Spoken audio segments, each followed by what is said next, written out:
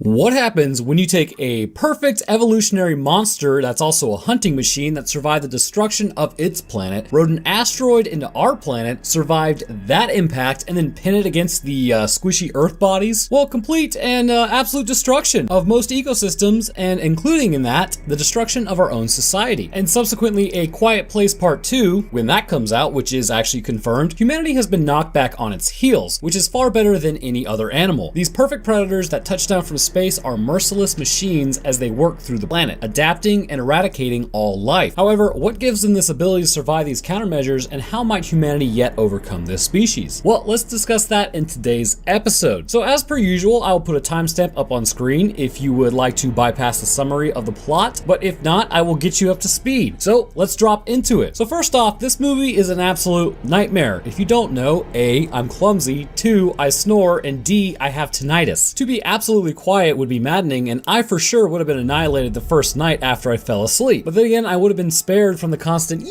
noise, so I guess it could be worse. So what happens during the events of the movie, though, now that I'm done complaining about the constant noise I hear? Well, nothing good. We start off in a store, ironically, in the year 2020, which, hold up, for real, this appears to be fall, and it's currently summer, and it only took 3 months, which means this likely takes place in July when the aliens first touch down. And based on this year already, this movie is a documentary of the future instead of just fiction. So, July Apocalypse expansion pack confirmed, ladies and gentlemen. But before we get to our own demise, during the course of this cursed year known as 2020, it's basically just a skeleton crew of humans left and the quietest of animals on the planet. The aliens that touch down have incredibly sensitive hearing, and as a result, anything that makes any noise is attacked and mutilated. Here we see a family attempting to scavenge supplies in a town long after its abandonment. While there, kids are being kids and totally not reading the room concerning the end of our species, and one, known as Bo, is drawn to a space shuttle toy. The dad takes it away for fear of it making noise, which was honestly a good move, but the daughter gives it back to the kid. Unbeknownst to the family, the kid puts the batteries back in while walking home, and the toy starts making space shuttle noises and alerts a nearby creature of the family's presence. The dad takes off to yeet the toy out out of the kid's hand, but alas, the kid is yeeted instead. This apparent attack causes his instant end. Roughly a year later, Reagan, the daughter, continues to feel some serious guilt. While technically not her fault, it still sort of is her fault, but kids, what are you gonna do? While Lee continues to make radio contact with anyone else, or really, doesn't make radio contact with anyone else past his neighbors, it all really becomes a fruitless endeavor. Nobody is picking up the phone. All the while, however, he attempts to continue to work on the cochlear implants for his daughter in an effort to fix them. After his attempt to fix his daughter's hearing, they go to a river where we get the first major, so yeah, this family is already not too smart moment. While at the river, the father and son quietly talk after they drop a fish. The son tries to bolt, but the dad tells him it's safe because of how loud it is. Later, they go to the waterfall where the dad is able to yell, but they are still safe. So you can literally be next to water and are safe. So it really kind of turns out to be an interesting idea to live on a quiet farm then. While walking home, Lee and his son stumble across an old house that an elderly couple lived in. The old man is ready to check out, however, after finding his presumed wife's body. Lee signals for him to stay quiet, but the man is really kind of just done with this. He lets out a yell so that the monster will come back and take him out. And take him out it does. With a quick slice to the chest, considering what we see it do to a truck later, this quickly opens the rib cage and he meets his end. While away during this, the mother's water ends up breaking and she goes into labor. She heads down into the basement to flip on the lights to red to let Lee know that she has gone into labor, but steps on a nail and drops a glass frame as a result. This alerts a nearby creature to her presence and they enter the house. Arriving back to the house and seeing the lights, Lee discovers Evelyn in the bathroom after setting off the firework diversion. She has already given birth to the baby and she is hiding from the creature currently skulking around the area. They quickly make their way into the soundproof basement area they had already created, which again, if they have a soundproof basement, okay, anyways. Promising that he will actually go and protect the kids, Lee takes off to look for them and Evelyn falls asleep in the basement. Shortly after, however, she wakes up to discover it has been flooded and the creature has already found its way in. So then the kids almost die in a grain silo, which is a real thing if you didn't know. If you go into a grain silo, you sink. So don't ever do that. But interestingly, this is where we see another trait of this creature. As Reagan's cochlear implants let out a high-pitched frequency, it appears to injure the alien and cause it great discomfort. However, the reaction is not by chance. The aliens apparently have the ability to affect electrical activity in the area by an unknown means, but it could be by known means to me, so we'll cover that in a minute. At this point, the creature returns and attacks and wounds Lee. Marcus and Reagan hide in the truck, but after seeing his father wounded, Marcus shouts. This causes the creature to begin ripping apart the truck. Lee signals to the kids that, bro, it's cool now, but I gotta meet my end because, total dad move. I guess kids really will be the death of you. He yells and draws the monster away, which then attacks and ends him. With only the kids and mom left, they retreat down into the basement where the creature returns. At this point, Reagan has realized that the implant weakens the creature or at minimum has some effect on it. She switches on her device and the creature has become painfully disorientated. Realizing that this is actually what's causing it, she then puts it up to a speaker and amplifies it. And this causes the face to open up, exposing the soft, fleshy, gooey goodness that's known as the inside of its head. Evelyn takes it out with a boomstick, and upon doing so, two creatures hear the noise, which is to be expected considering they can hear from miles away. So the family arms itself with a newfound way to actually fight back. So now that we are all caught up, what a wild ride. This movie is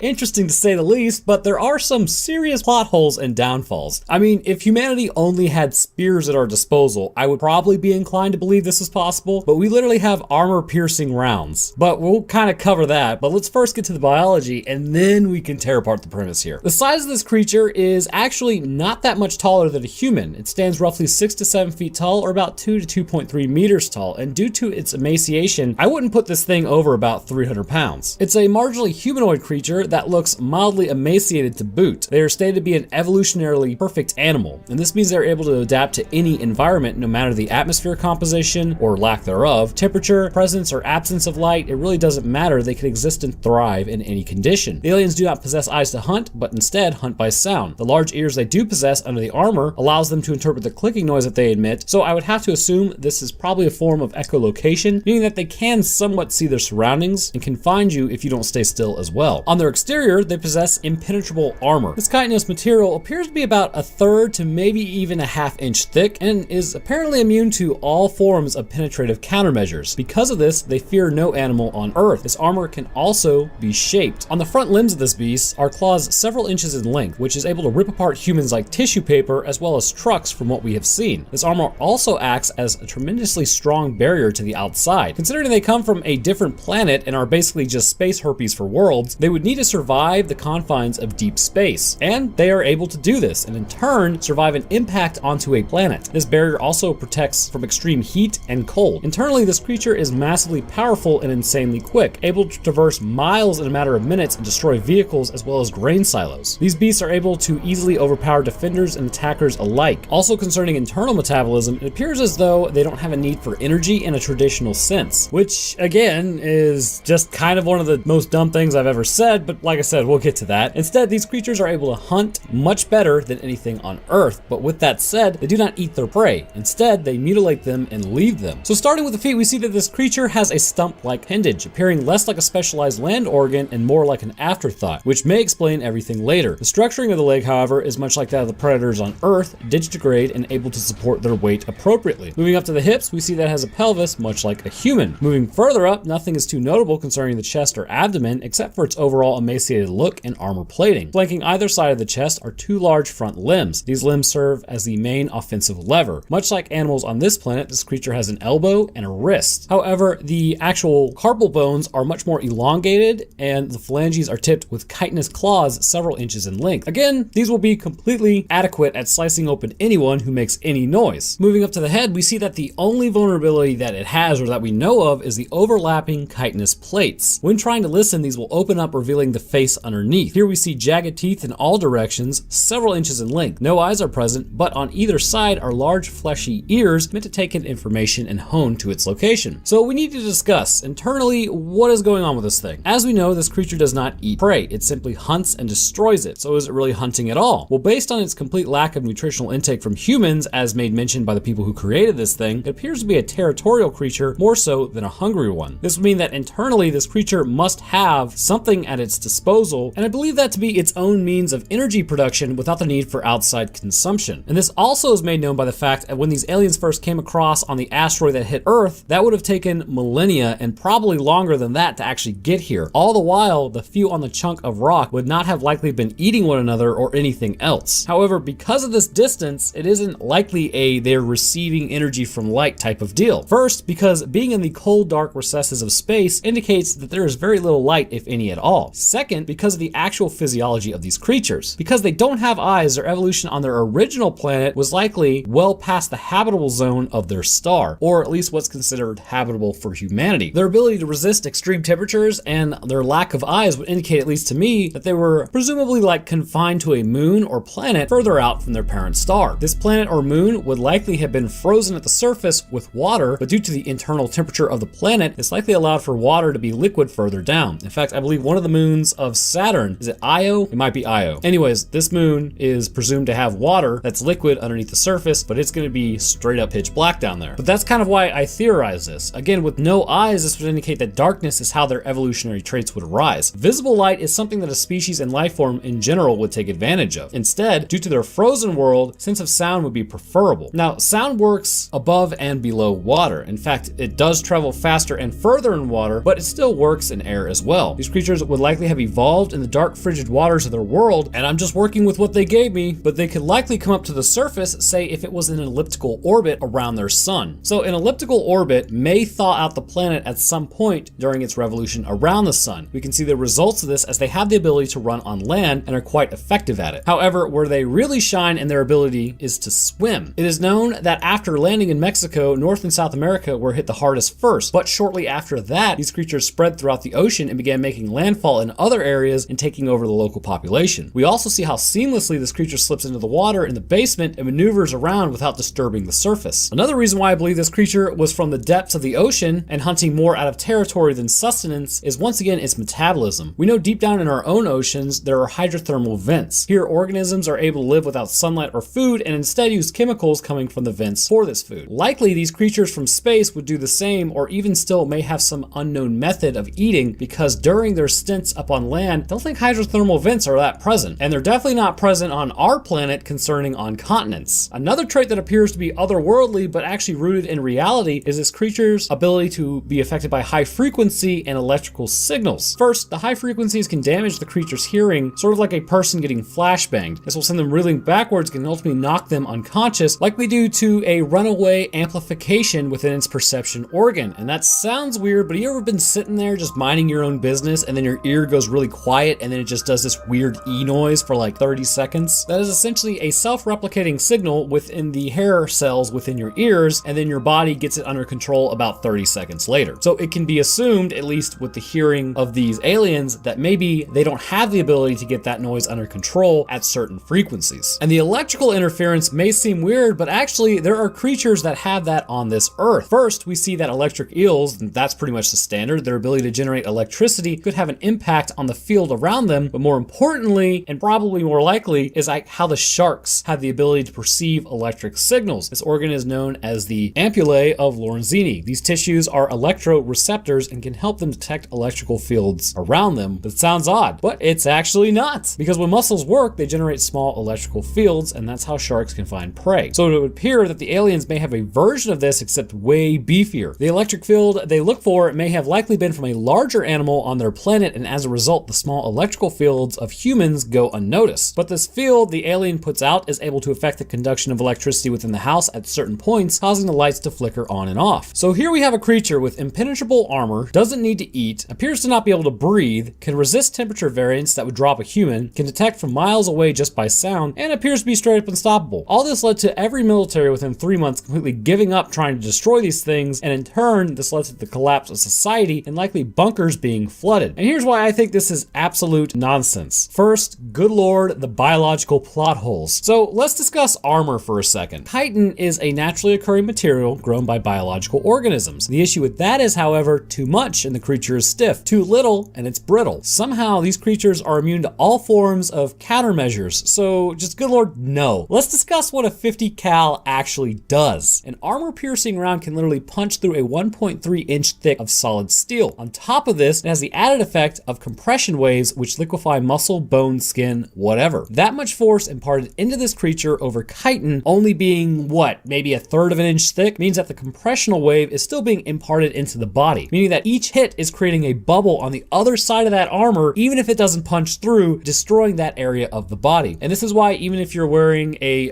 like if you're a cop, right, and you're wearing like a resistant vest, you still get bruises on the other side because that energy is still hitting. So there's the first issue. Countermeasures would absolutely work. Second, I'm just spitballing here, but what about a freaking tank? You're telling me that a tank round, a thing literally designed to destroy armor and pierce it, can't punch through chitin? Spent uranium, as far as I know, is one of the strongest armors that I think humanity knows of so far. It could be stronger now. It's been a couple years. So unless this creature is quite literally packing armor made outside of the knowledge of the periodic table, which seems unlikely, then a tank round would punch through these things with ease. Not to mention, it's a tank. Drive over it, spin the tracks, mincemeat. And these things, yeah, they're powerful, but they're not getting in a tank. Or hey, even third option, why would you not place a boombox out in the open or hover a drone and then like literally attract every creature within a few mile radius and then just detonate something you know for sure has the compressional wave to liquefy past armor? Look, all I'm saying is I don't care if it's an alien or a perfect evolutionary machine. At the end of the day, its body, just like ours, is nothing but a chemical reaction that needs to remain ongoing for survival. If this wasn't the case, then being shot in the face from the mother at the end would have done nothing because its body would remain functional. But it destroyed it, which means it must play by the rules of life, and no biological creature is going to resist everything and more than what the literal military can throw at it. I remember watching this in theaters and thinking, why didn't they just sort of like just make this thing a god? Because this creature has a glaring weakness to it. If it can be taken out by one shot and yet it's able to resist everything just because it folds in its face, like no. So this is an invasive species. Eradication from Earth is likely not possible based on its ability to hunt in the oceans, but safe zones could nevertheless be created quite easily, and unless we were fighting this thing with swords and axes, technology trumps nature in most respects. But I also want to talk about this creature in general. I don't get it. Everything about its evolution and ability doesn't make any sense from an understood science perspective. If a creature doesn't need to eat, why have teeth? Defense, right? Well, its defenses are basically impenetrable. So again, why have teeth? Territory, right? Well, if it's defending territory, why do they seem to move on both land and water? Surely their food source is likely in one location over the other. But then if they don't need to eat, there's no point in keeping territory. And if you don't need to hunt, why are the organs so fine-tuned for literal hunting? The argument can be made that maybe this creature doesn't find humans edible, but it's stated that they only possess animal intelligence. So still, when they take out another animal, surely they would chow down, but they don't. But there is something known in nature as the good enough feature. A way to think about this is, why in the name of all that is holy are human breathing tubes connected to the food tube, which means we can choke? Well, it's because nature deemed it good enough. These creatures don't appear to fall in this category as good enough. It almost appears as though these traits were handpicked and bred by something else, because all of this coming together appears appears way more plotted and planned than by random chance. Because is anybody really going to sit here and tell me all of these factors with it were designed by nature? Because this is way too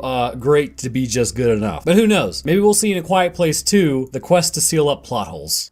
As human levels of technology have increased, we have gone from the idea of spontaneous generation to kind of just bad blood being the root of all causes, or like demons or something, and all of these plague humanity, to a fundamental understanding that there are creatures we cannot see with our own eyes that can invade our bodies, causing us to become greatly ill or even drop us as a result. Because of this, humans for a very long time have hoped something would come along that would break us of this mortality rate. As our methods became more sophisticated, this led to a breakthrough in an understanding of viruses specifically. The first major instance of this, when it was noted that those who contracted cowpox seemed to not be able to contract smallpox. Inoculation with cowpox became standard, but nobody really understood what the connection was. This simply was a cause and effect at the beginning that helped us live in a world where smallpox was a major issue, but now it is no longer really a problem as we have eradicated it, except for like a few small batches in areas that the common person wouldn't really know of. After doing this, many other advancements would take place, and humanity attempted to tackle polio to great success, but due to botched batches that they kind of rushed, people ended up contracting polio in the 50s rather than staving it off. So even with science, human error can rear its ugly head. Over the last 70 years specifically, our understanding of viruses in particular has grown monumentally. No longer are they just seen as an annoyance or even deadly disease, but they can actually be used in this timeline, the world you are sitting in right now, to deliver gene-altering material to correct diseases, fight other viruses, and even fight a form of skin cancer. And this actually and interestingly ties this universe of I Am Legend to ours. During the events just before Christmas, roughly a few weeks before actually, a virus was overhauled to combat cancer, which was being hailed as a literal cure for it as well. However, this virus would have far-reaching implications for humanity and would almost bring about our extinction as a result. So in this episode, we will talk about the Darkseers as well as the virus and why it may have done what it did, because I don't know if you guys know this or not, but viruses are my jam. So let's get to it. But first, before I get to that, did you know I'm streaming on a regular schedule on the Purple channel? If you want to check that out during the weekdays at 7 p.m. Eastern Time Zone, that would be cool with me. I'm trying to build it up, and it's been a lot of fun so far, except for The Last of Us Part 2. I really hate that game. So as per usual, I will put a timestamp up on screen if you would like to bypass a summary of the movie, if you've kind of already seen it, but if you haven't, let's do a quick rundown as to what actually happens and why we find the world in the state that it is today. At the very beginning, we hear an interview being conducted where essentially cancer has been cured. Utilizing the measles virus as a conduit for this cure, it will attack the cancer cells, infecting them,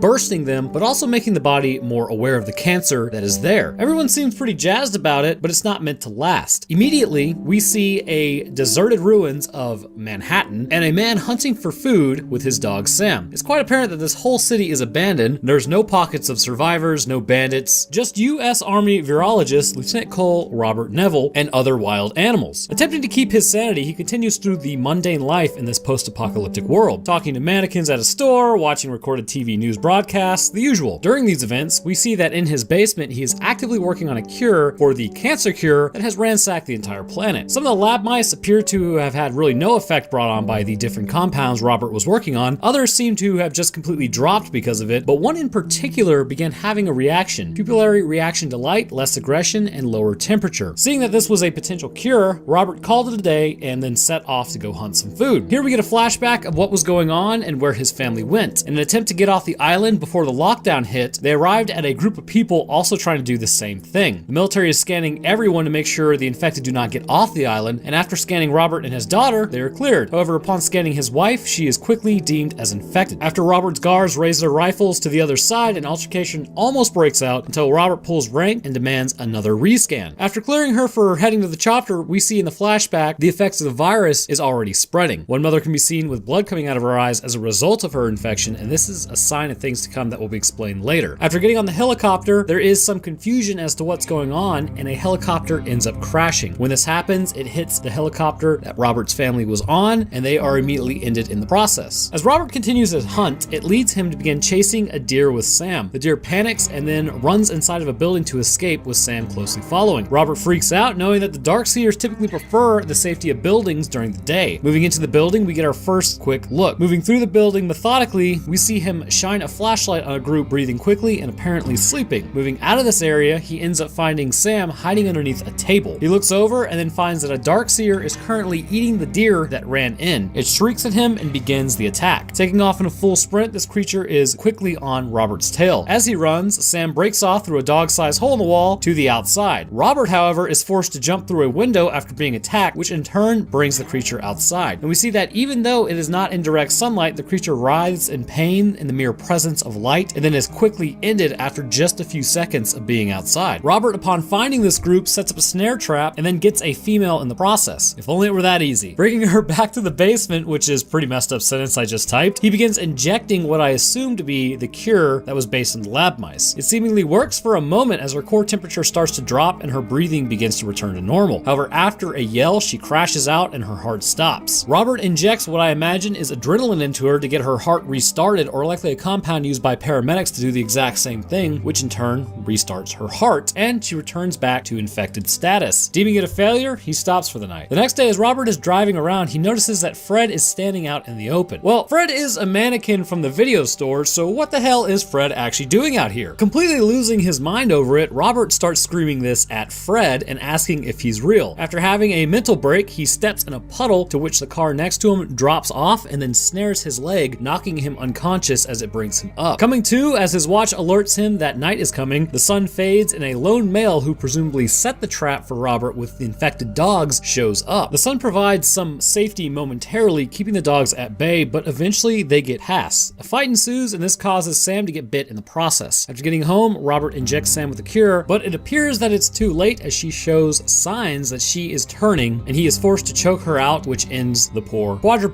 Vowing revenge at this point, Robert goes to the place where he has been going to try to contact survivors. He sets up a trap to lure the Darkseekers and waits until they run past and then attempts to ram them with his vehicle. Eventually during the attack, he is rendered unconscious and picked up by a woman and a boy and brought back to the house. When Robert fully comes to, he is told that they were from a survivor camp and he insists that no such thing exists. Back at the house, Robert adjusts the potential cure and injects the female Darkseer again. However, it becomes apparent later in the day that they didn't come back home during the late morning hours, but actually the early morning hours when the Darkseers were still watching. An attack on Robert's compound begins as he attempts to hold them off, and eventually it all culminates in the group being cornered downstairs in the lab. Behind a thick glass door, Robert notices the cure has begun working on the female and that she is returning to human. Yelling that he can save everyone falls on deaf ears, so he puts the woman and the boy in a coal chute and pulls out a grenade and rams into the alpha male that has basically been tracking him for a couple days now, which takes out everybody in the room. And then at the end, the woman and the boy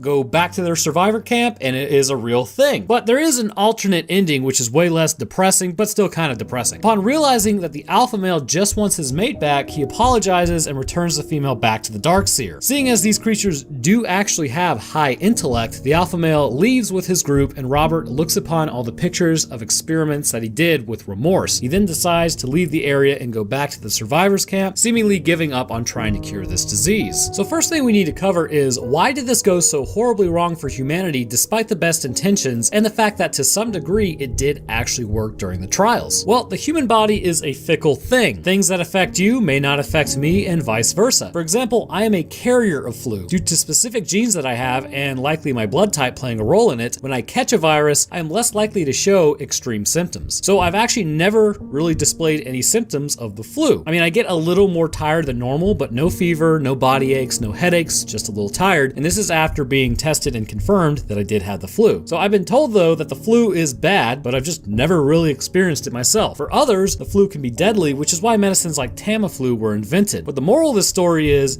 it's how your body reacts to viruses, and this is largely indicated by your DNA. So assuming that the test group was utilized for this cure, known as the Crippen virus, it may have been relatively small and they needed to work with a specific blood type, and it is possible that there may have been some bias. As a result, those who were tested on had their cancer cured and it appeared to not be an issue. So as the cancer cure was implemented across the planet, it started to interact with those who did not have any specific criteria, and as a result, may have inspired different results. We know that the virus chosen to be the cancer cure was a modified form of measles, but to understand the creatures created and the lethality of it, we have to know what measles actually does. Measles is for some reason thought to be a relatively harmless disease, but the fact is it does more damage to your immune system, even if it's just a mild case, after one infection than 5 to 10 years of HIV left unchecked. We know for a fact that measles increases the chances of children dying for up to 5 years post-infection because it will absolutely annihilate your immune system's memory. Alright, so we all know why we're on this channel, and it's time for that sweet, sweet science because I absolutely love how the immune system and diseases conduct their conflicts. It's likely why I did what I did as a scientist before becoming a YouTuber. In our bodies, our immune systems do more than just fight diseases. They remember them too. So within the immune system, there's something known as B cells, and B cells are responsible for remembering diseases as well as producing antibodies body has fought before, and as a result, when this disease pops back up, these antibodies are quickly released, which in turn will annihilate the disease before it has any chance to get a foothold. And this is why vaccinations are important, because likely you actually have come into contact with the disease that you've been vaccinated for, but your body overcame it before you were even really noticing it or it had any profound effect. But anyhow, B cells will release these antibodies to attack invaders as they are selected for the remembering of the shape of the cellular surface receptors of this invader. And I know that was a tongue twister, but it is what it is. So when you're infected with measles, this destroys these B cells as your body basically has to go nuclear option and throws everything it has at the virus. The result is the loss of these B cells and then immature B cells needing to take their place. They have no memory of any disease that you have fought before. They also cannot as readily produce antibodies, and as a result, you could see a decreased antibody level up to 40% depending on the severity of the case. This means that your body's immune system is working at 60% capacity, and illness more readily bypasses these barriers in place, and this leads to more problems. Measles also attacks the body in general. When you are infected, you get a rash, and this is because the virus attacks the capillaries in the skin, and as a result, the cells will release histamines to attract immune cells to help clear this infection. This ultimately causes damage to the body, but in the end is more readily healed than the immune system. So taking this disease, the doctors of this universe decided to reprogram it to infect cancer cells. Using what we know, how does this work? Well, it's a two-pronged attack. As the measles infects the cancer cells utilizing receptors specific only to the cancer cell, the virus enters a cell, hijacks a cell much like it would any other, and then builds more viruses, eventually causing the cell to burst, destroying it. This also has the added effect of activating the natural killer T cells. NKT cells are responsible for finding and destroying cells infected with viruses, so as a result of the likely infection of cancer cells with the altered measles virus, NKT cells will find the cancer cells and destroy. This causes the cancer to be attacked by both viruses and the natural immune system of the body as well, because of the role of the NKT cell and how it is programmed to attack tumors regardless. So I hope you enjoyed that little bit of breakdown. Obviously the immune system is much more complicated than that. That gives you somewhat of an idea. So this created essentially the cure for cancer known as the Crippen virus. But where it all went wrong is likely the genetic differences amongst people, and here's why. The natural infection rate of measles is said in the movie to be about 90% of the people that were infected. And this is assuming everyone was infected and then bled out on the spot. If you didn't know, measles in its most infectious form has a 90% infection rate, which perfectly adds up to the 90% infection rate in the movie. So this comes out to about 5.4 billion people who completely dropped days after the infection, and the bleeding from the mother's eyes in the flashback kind of shows this. And considering this is also a natural thing for measles to do, attack blood vessels, this is actually pretty accurate as to why it may have done this. Regardless, 9.8% of the population appears to have some resistance to the disease, but it's not good enough. After their infection, their body was able to resist the worst effects to a degree, but it inspired many changes that we will cover in a moment. But largely, they became Darkseekers, a vampiric albino zombie creature cannibal who retained its intelligence somewhat, but hostility was greatly increased. And this means there's about 588 million Darkseekers. Then the last 0.2% of the population were completely immune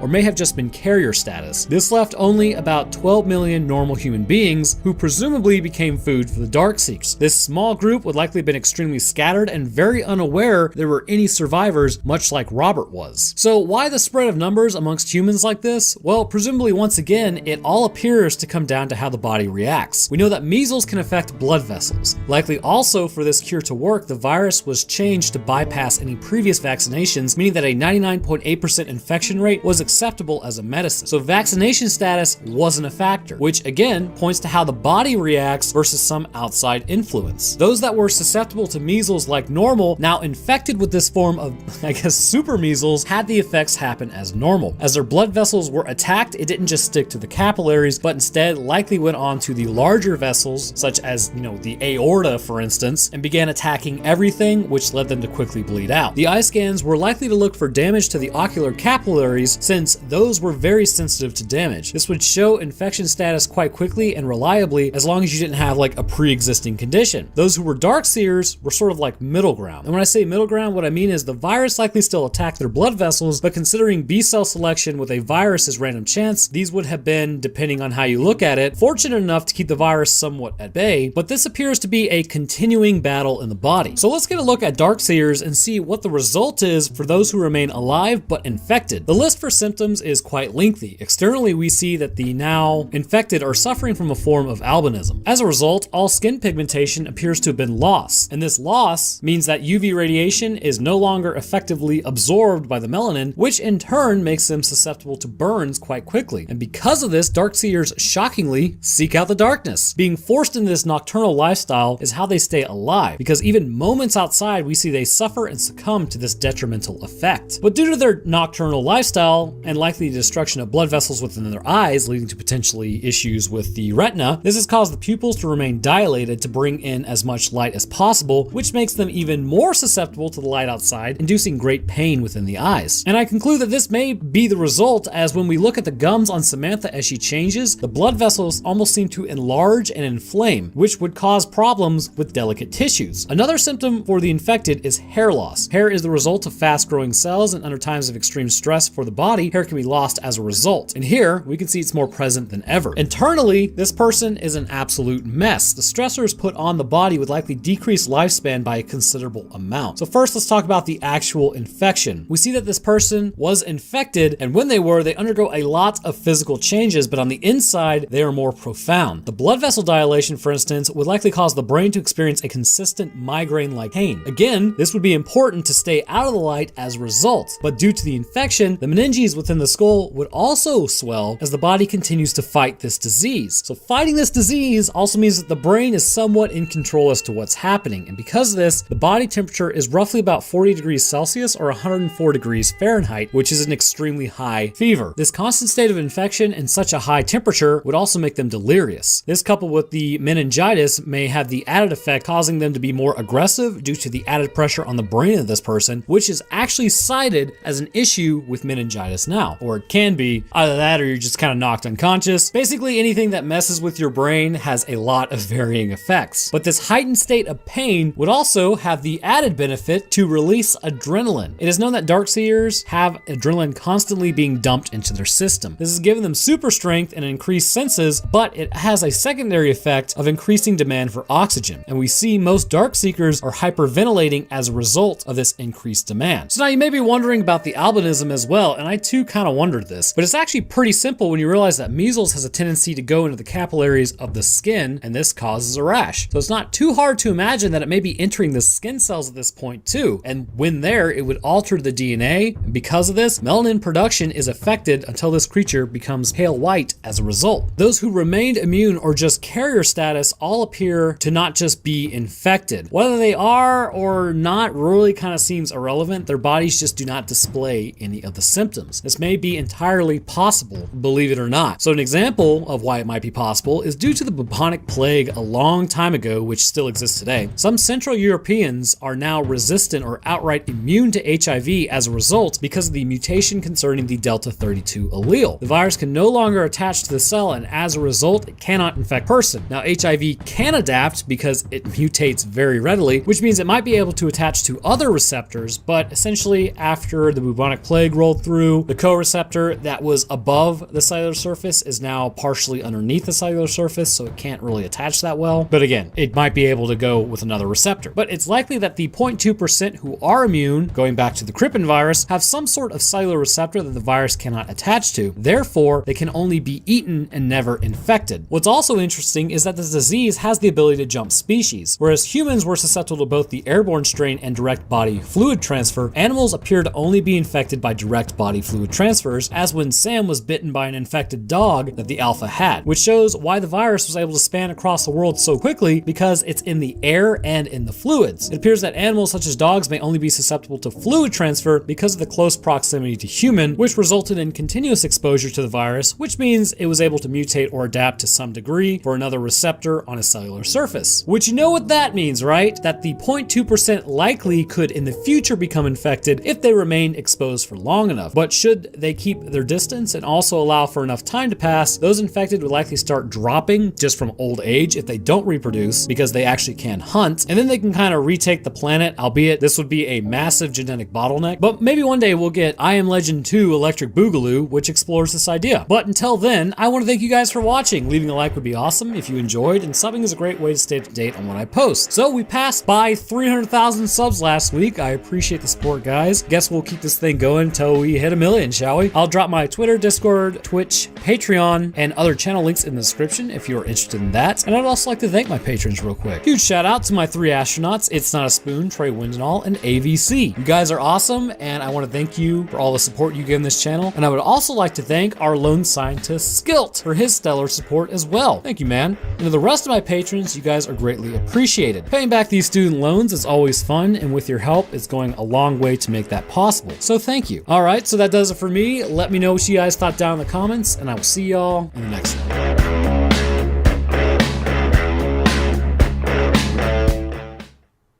During the events in Overlord, disturbing sciences would come to light conducted by the Germans during World War II. In an effort to recoup the losses from the war, with many of the soldiers that had dropped in battle, deep within an underground facility in France, a serum was being worked on, referred to as the TAR serum. Having the ability to reanimate the deceased, but also drive the living insane, the townspeople were subjected to many different experimentations as the process became more and more refined. Eventually, Americans would be dropped well behind enemy lines and finally stumble upon this lab during a completely separate mission. But how does the serum work and twist as well as contort the human form as well as almost supernaturally keep people alive? Well, let's discuss that in today's episode. So the movie was actually pretty good if you haven't seen it. I'd say definitely give it a watch. It was like one of those B movies that sort of slipped under the radar for a lot of people, myself included, for quite a while. But as per usual, there will be a timestamp up on screen now to bypass the summary of the movie if you have already seen it or just sort of want to go watch it yourself. So head there, but for everyone else, let's go ahead and get into the timeline of events that almost completely annihilated this group from the 101st Airborne Division. We start our journey with never seeing most of these people again. Tasked with dropping in on the eve of D-Day, a paratrooper squad is sent to destroy a German radio tower confined in an old church. The goal is to completely level it, as it would stop the Germans from calling for reinforcements during the next day's battle. Should they fail, likely the invasion would suffer way more casualties, and subsequently the battle would be even more difficult and taxing than it was already going to be. While en route, AA guns shred the planes